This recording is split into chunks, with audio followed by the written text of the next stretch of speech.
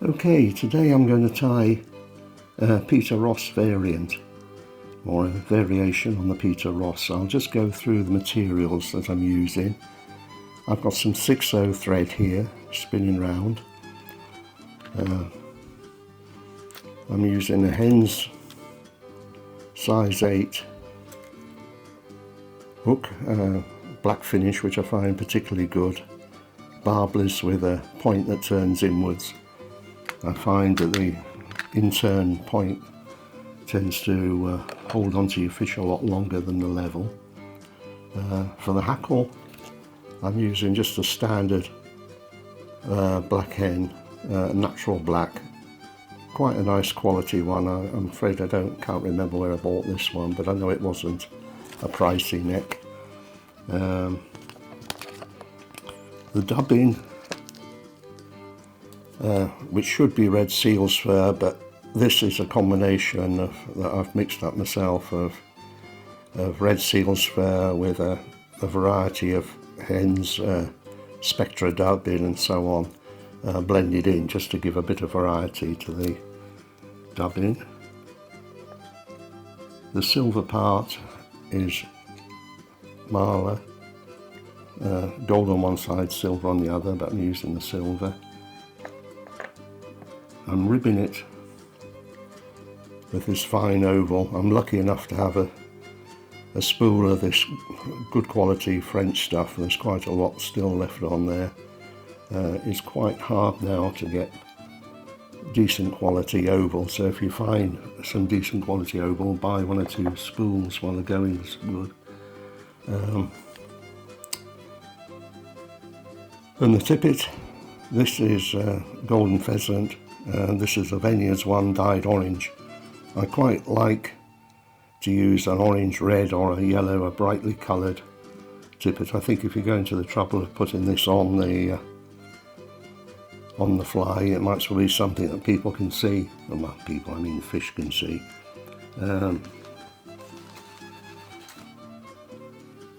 I'm using Vineyards teal flank.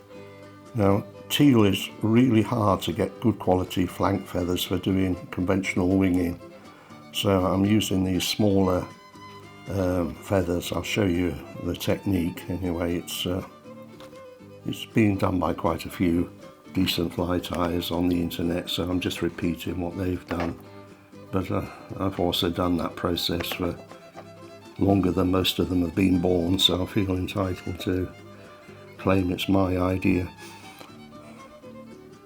And let's proceed. So I've secured my black thread. I'm just winding quickly down towards the point of the hook, and I'm going to get one of these tippet feathers.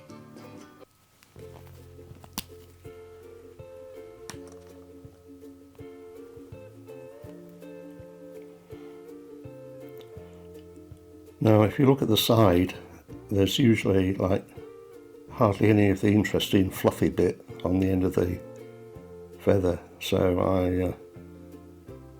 I get rid of those. I remove those out of the way, and I take a small bunch of these feather fibres. In the sort of early Victorian dressings, they used to stipulate three of these tippet fibres, but I never saw the point of putting them on because 3 barely shows up. I also tie it short. If you tie it long, it tends to wrap itself around the hook and become a complete pest. Right, next stage is this marla stuff, gold side up,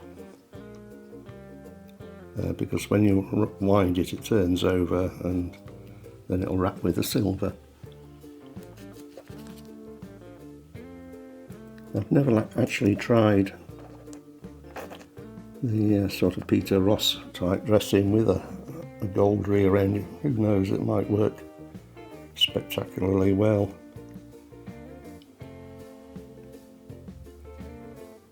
I was lucky enough years ago to fish a private section of the River Little, and this other chap that used to share the fishing with us would come down at sea trout time with a cast of 3 Peter Rosses, all the same size, all tied quite closely together, and usually within less than half an hour he'd got like half a dozen fish, and then he'd go home.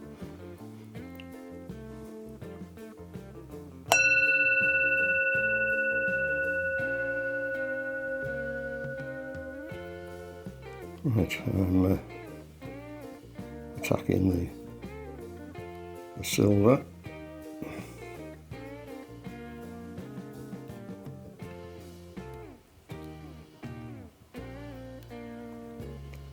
Do ignore my wobbly hands. Unfortunately, this is a bit of an age issue now, and I know one thing for certain: it won't get any better.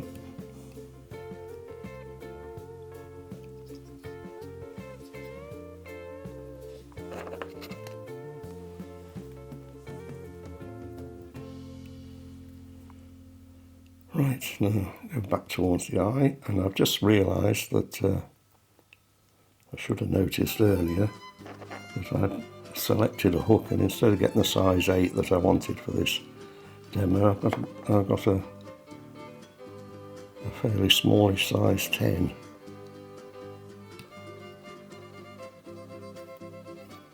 Now, I apply the dubbing towards the eye of the hook and then wind back down to where you want it to stop. My reasoning for that is that then you tie your thread back through the dubbing and make it more secure, and also when you put a rib on, you don't have to reverse direction of the rib in the normal direction that you would tie your fly.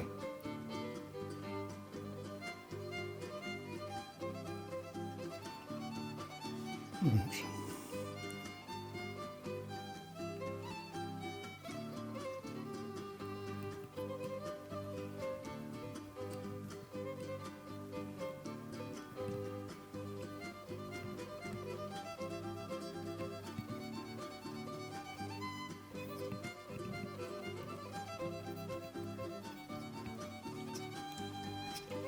There we go, ripped through there.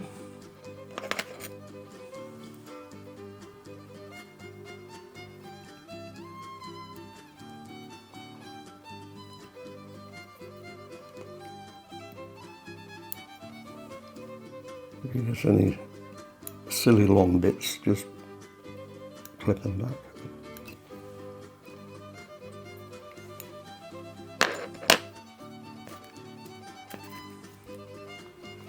Now I've got a bit of wing quill where I've pulled the fibres off, and I use it as some people would use a dubbing needle. You're less likely to jab it in your eye or hurt yourself with it. And I never find that the dubbing needles that you buy are actually thin enough or flexible enough to be of much use.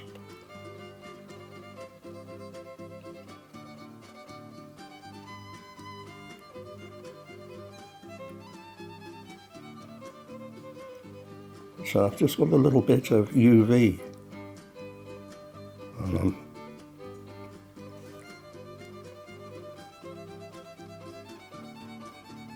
Just coating that little bit of silver you can see there.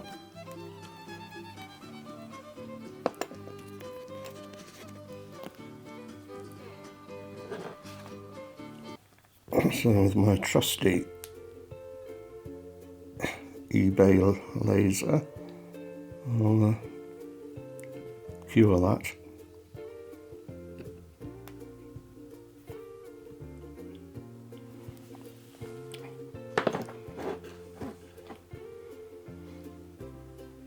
And covering that rear end there, that's very vulnerable to a nice toothy trout.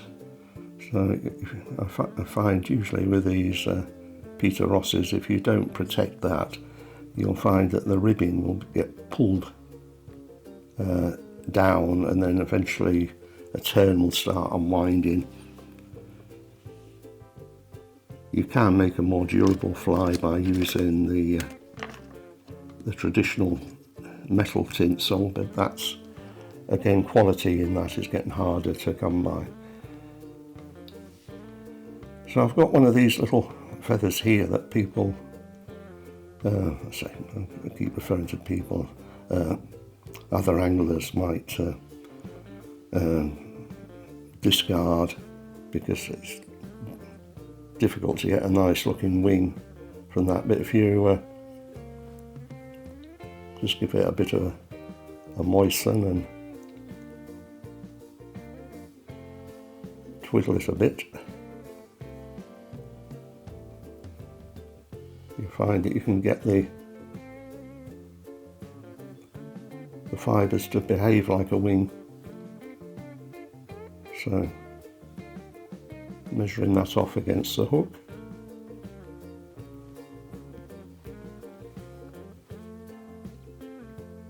I'll secure that with 3 turns.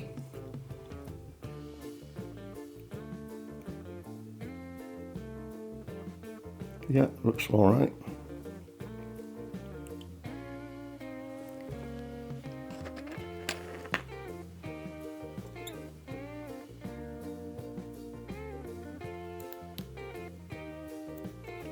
Get rid of that lot out of the way.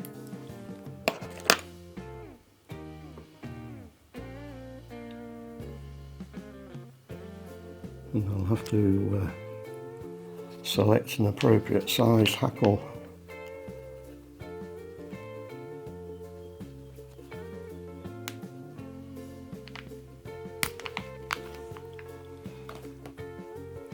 I want the fibres actually to be quite long,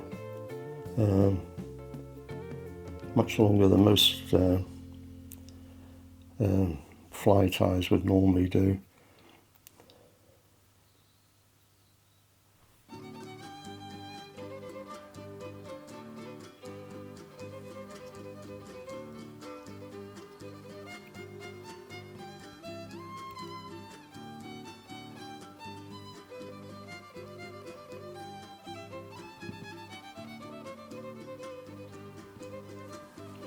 If your wing misbehaves like mine was doing there, just pull it back into position.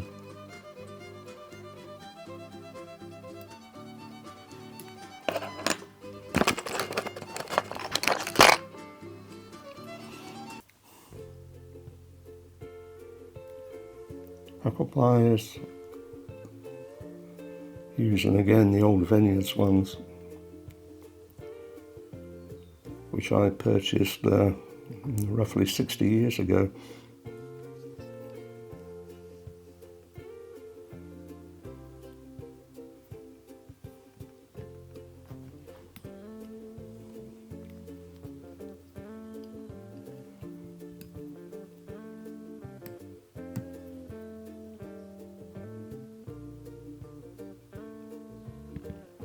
Oh my goodness.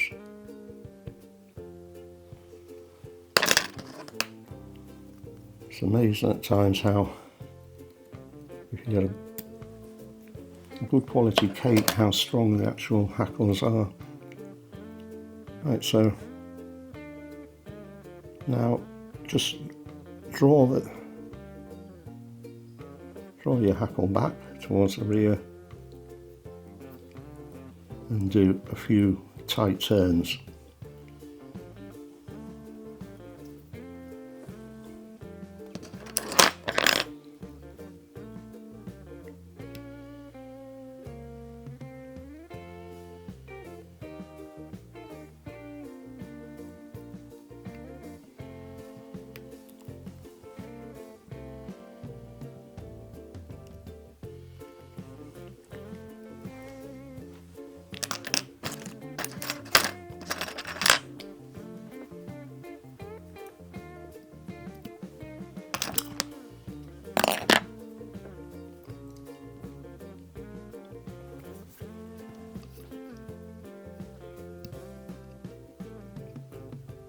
And there we are, the Peter Ross, maybe not the prettiest one, but certainly one that will stand an awful lot more certainly one that's going to be a great deal more durable.